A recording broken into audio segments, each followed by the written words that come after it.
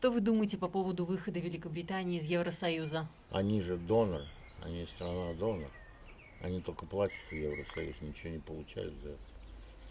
Ну, вот. То есть кто-то считал, по-моему, 60 миллиардов в год мы выгадываем, если выходим из Евросоюза. 60 миллиардов в год, это не шутки, фунтов. Вот. Так что для Англии, безусловно, это только плюс во всех отношениях. А плюс бесконечные нововведения. Сейчас же в Брюсселе там э, Европейская комиссия принимает решение, оно обязательно. Наш парламент, как Верховный Совет, проштамповывает это и все. Он не может изменить это. Идет как международный договор. Вот. И что очень портит нам законодательство. Очень. У нас уже нету старого пресловутого суда. Это все уже давно деградировало из-за европейского влияния. Все очень скверно. Это очень портит жизнь. Очень. Плюс, конечно, через Европу к нам лезет политкорректность, которую нам начинают здесь навязывать как марксизм-ленинизм в России. Вот. Это очень злобная структура, этот Евросоюз. Я уж не говорю о том, что она дико дорогая. Они тратят какие-то фантастические деньги на ничто, на пустоту, на собственную бюрократию, вот на то, что они такие великие. Вот все. То есть это совершенно нерациональная, идеологически враждебная нам всем структура. Почему вы выбрали самый сложный для себя путь диссидентства? Да, но это было, знаете, еще такое время. Я ведь рос, мои формативные годы пришлись на все эти перемены, переломы. Умер Сталин. Мне было 10 лет. Это на меня произвело совершенно неизгладимое впечатление. Он не должен был умирать. Мы росли в убеждении, что он Бог. Так нам объяснили. А он взял и умер. Противоречие в терминах. Или он не Бог, или не умер. Одно из двух. Значит, все вранье. Сначала рыдали, вся страна рыдала, школы закрылись, учителя ходили с красными глазами. Вся страна рыдала. Через 2 года, через 2,5, Хрущев сказал, что он был массовый убийца. Никто не возмущался.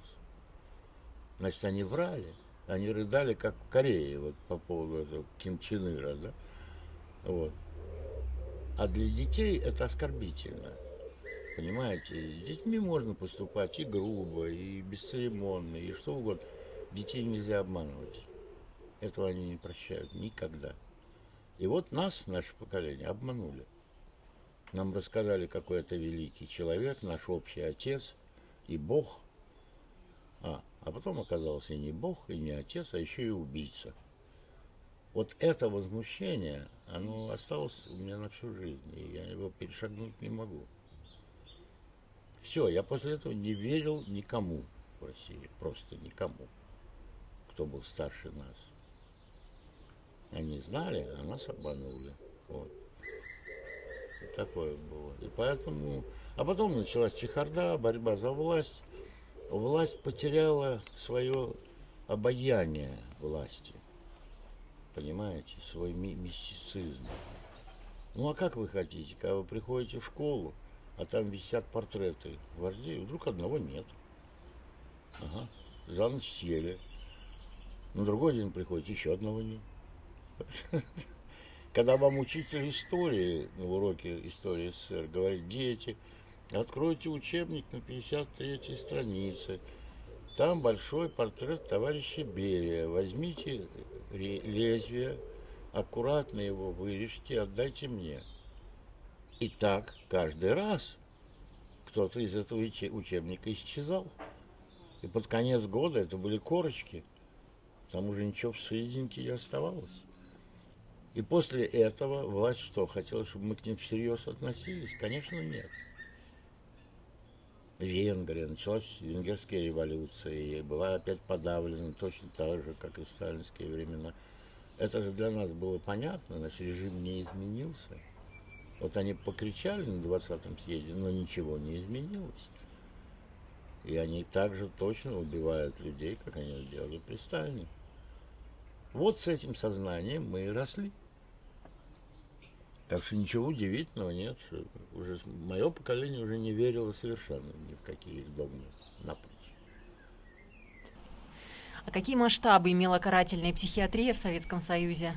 Я когда работал в архиве, это 92-й год, в архиве ЦК, в архиве Политбюро, я нашел все документы с этим связанные. Тогдашний глава КГБ Андропов, он тогда был глава КГБ, предлагал создать психиатрический ГУЛАГ. То есть большую часть дел пустить по психиатрии, большую.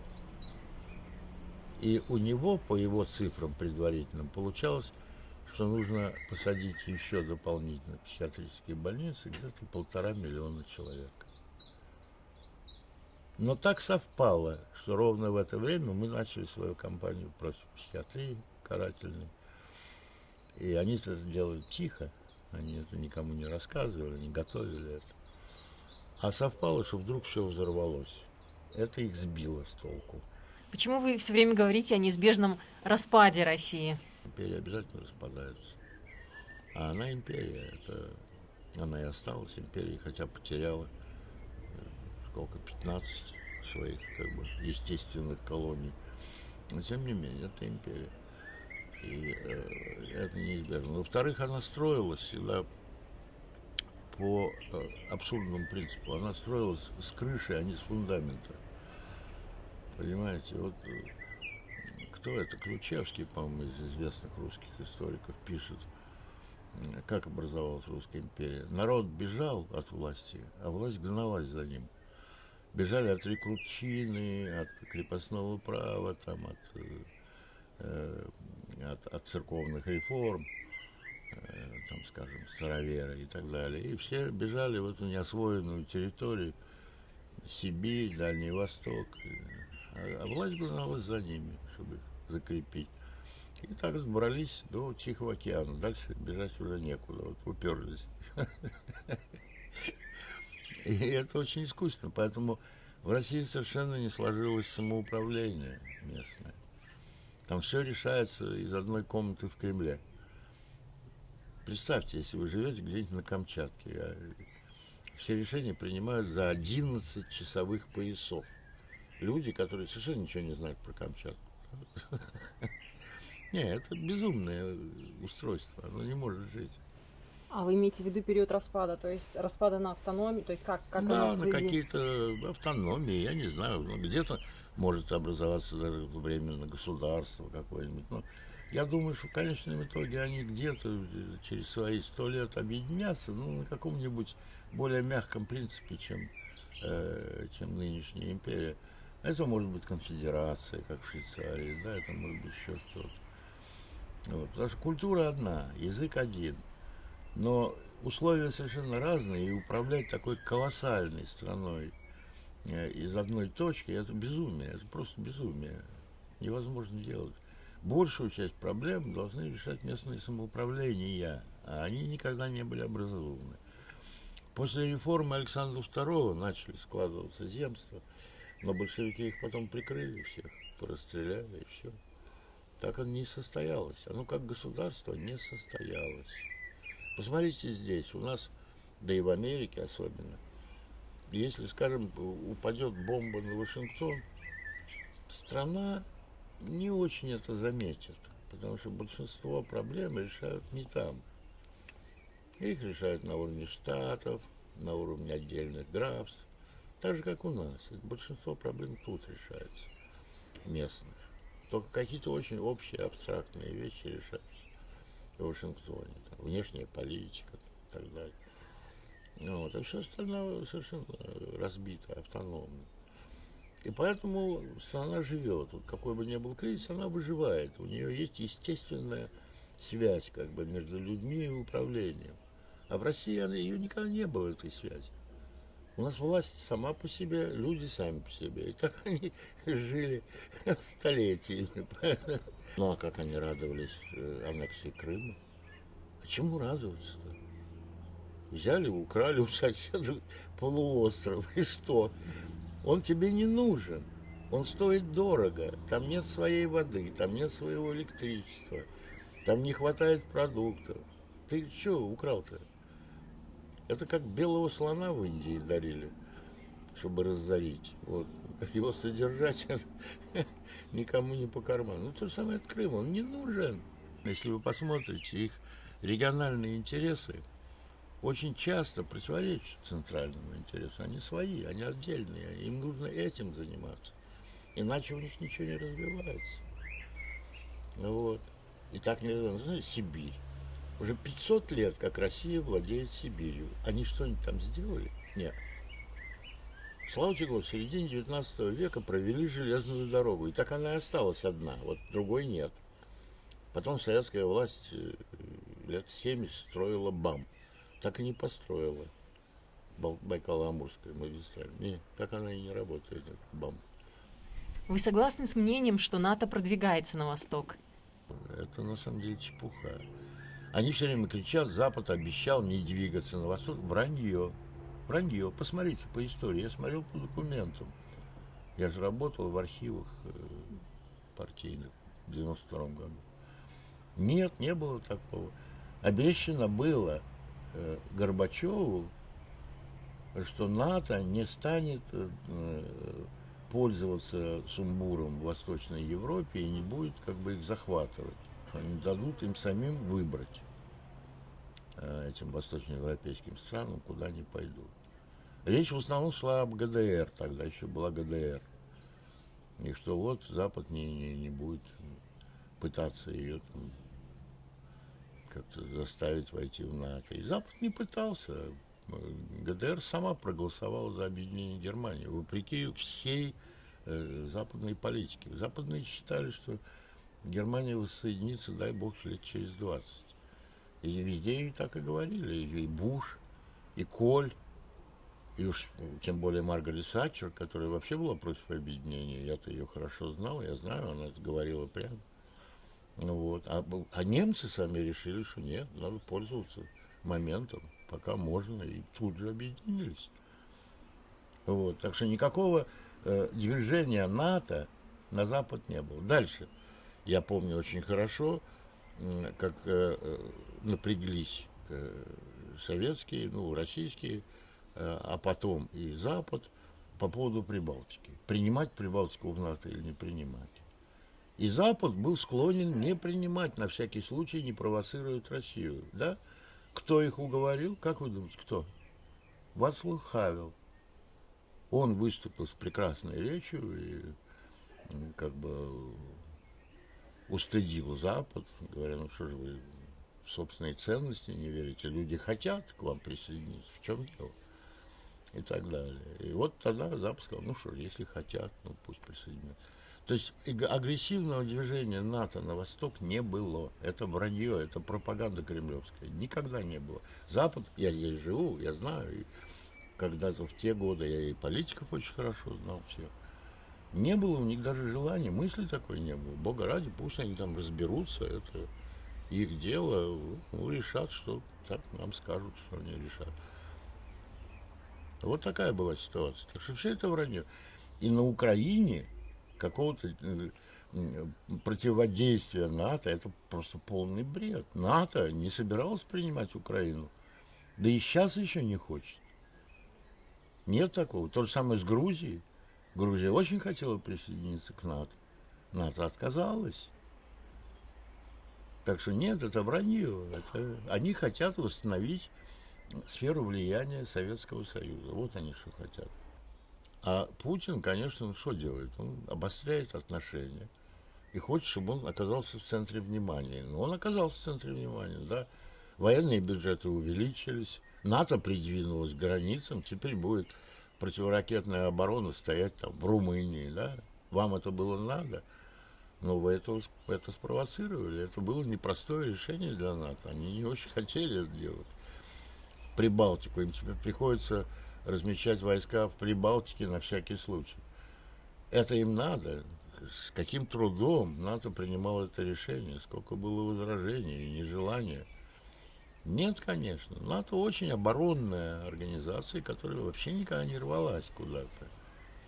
К ней стали присоединяться из страха перед Россией вся Восточная Европа. Для них это была единственная альтернатива. Или под влиянием России, или НАТО. Так они понимали это двусветно. НАТО так не понимало. НАТО было вполне готово признать, скажем, их нейтралитет. Пожалуйста, пусть будут нейтральны. А вы верите в самоубийство Березовского? На самом деле британское правосудие здесь было дипломатично. Они решили не настаивать, хотя другая сторона, там жены были, как бы, те настаивали на том, что это убийство. И более того, наняли экспертов, очень хороших экспертов из Германии, которые доказали на этом инквесте, как дважды 24, что это было убийство. С точки зрения криминалистической, вот там какие синяки, как ребро сломано, а что это только ребро сломано. И доказали, что было два человека. Один держал его сзади, другой душил. Вот. Вот такая вещь. Но они решили не возбуждать ситуацию, британцы. Они решили свести на тормозах. У них и так уже отношения с Россией были испорчены. И хуже они не хотели уже, все, они смягчили. И поэтому вынесли вот это open verdict, это не то, не то. Довелось ли вам быть свидетелем прямых угроз Литвиненко со стороны ФСБ? И вот день, я помню, он был вместе с сынишкой. Сынишке лет 8 был, наверное. И вот мы по Кембриджу гуляем, вот птички поют, солнце, как сейчас, весна. И вдруг у него мобильный звонит. И я слышу по разговору так со стороны, что там какие-то угрозы идут. Я говорю, кончил он разговаривать, я говорю: Саш, что это? А это бывшие коллеги с Лубянки звонят и говорят: что, Саш, ты думаешь, ты там в безопасности в Британии? Ага, подумай еще раз, вспомни Троцкого. То есть ему шли прямые угрозы по телефону от его бывших коллег с Лубянки. И это было не однажды, это у него было постоянно. Еще на него даже была попытка. Это, я думаю, 2002 год. Но его предупредил коллега и прислал ему имейл, что на него готовят покушение, что выехала группа ГБшная в Британию. Он ко мне прибежал с этим имейлом, говорит: переведи мне на английский. У меня английский был безобразный, он, кстати, так и не обучился английскому. Мне надо полиции отдать, а я не могу им по-русски отдать. Но я ему быстренько перевел это, и он отдал в полицию. Что же вышло? Полиция вычислила это все, поймала их мгновенно, как только они приземлились, тут же, интернировала и через день отправила назад в Москву, не возбуждая дело. Вот что было. Это было покушение. Довольно откровенное. Ну и вот так вот все время. У него все время такие были вещи. Его Москва хотела убить с самого начала. Все. Он для них был предатель. Он из бывших офицеров КГБ убежал на Запад. За это полагается смерть. Это еще из советских времен. Все, он у них был в списках на убийство. Как вам кажется, Ельцин сделал бы своим преемником Путина, зная ту ситуацию, которая в России сегодня? Нет, я думаю, у него выбора не было уже. Ему нужен был наследник, который бы ему гарантировал иммунитет от преследования, в основном его дочери. Сам он ничего не воровал. Ельцин не был коррумпированным. Правда, у него была история с расстрелом Белого дома. За нее могли его как-то судить. Но я думаю, что до этого бы не дошло. А дочь была очень сильно повязана с коррупцией. И, в общем, его власти, спецслужбы, они, я думаю, где-то шантажировали этим. Вот. Как только ты от власти уйдешь, все, дочь твоя поедет в тюрьму. И он пошел на то, чтобы выбрать наследника из КГБ, который ему гарантировал иммунитет преследования, ему и его семье. Вот. На этих условиях он сдал страну. Что позорно, с моей точки зрения. Какие вам факты известны о терактах в России перед приходом к власти Путина? Самый яркий факт – это Рязань. Уже было 2 взрыва в Волгодонске и в Москве. И вот в Рязани человек возвращался поздно ночью с работы, с ночной смены, и в большом жилом доме увидел, что стоит машина с затертыми номерами, грязью. И какие-то 3 людей вносят в подвал мешки. А вся история со взрывами уже была известна. Она была по телевизору, обсуждалась.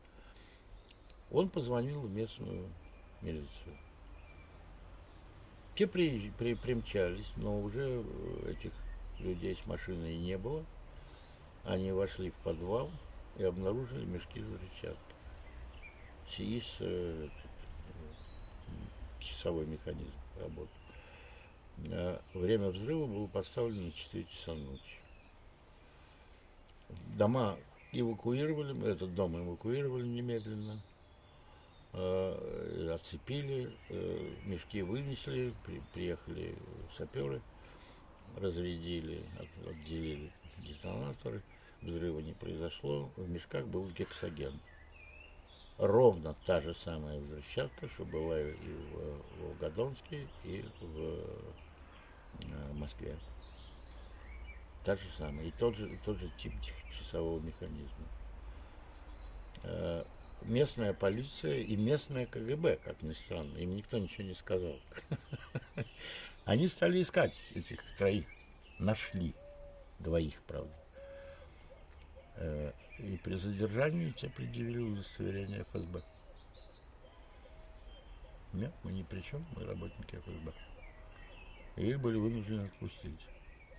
Все это было по телевизору, это было замечательно, потому что сначала, пока не поймали этих 2, министр внутренних дел выступил, сказал: вот мы предотвратили теракт в в Рязани, вот так далее, и так далее. А через 2 часа, когда поймали этих ФСБшников, вылез тогдашний директор ФСБ Патрушев и сказал: это были учения, мы проводили учения на бдительность населения.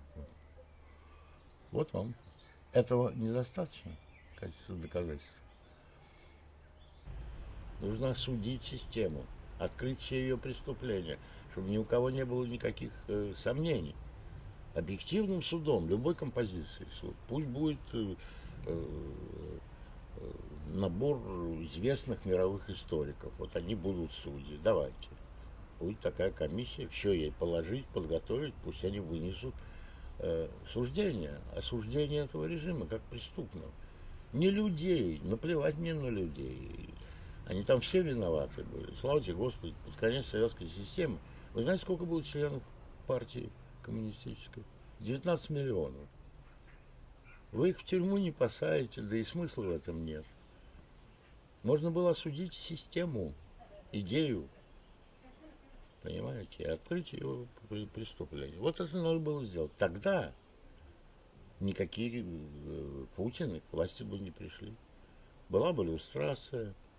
Бывших служащих КГБ не разрешали бы заниматься общественной деятельностью, как полагается по иллюстрации. И никогда бы не пришли. А вот этой реставрации, которая произошла, ее бы не могло быть просто. Но никто не слушал.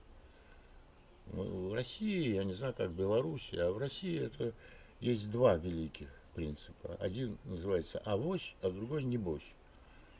И вот с этим Россия все жизнь: да ладно, они не вернутся, это все в прошлом, да бог с ними. Ну и вернулась.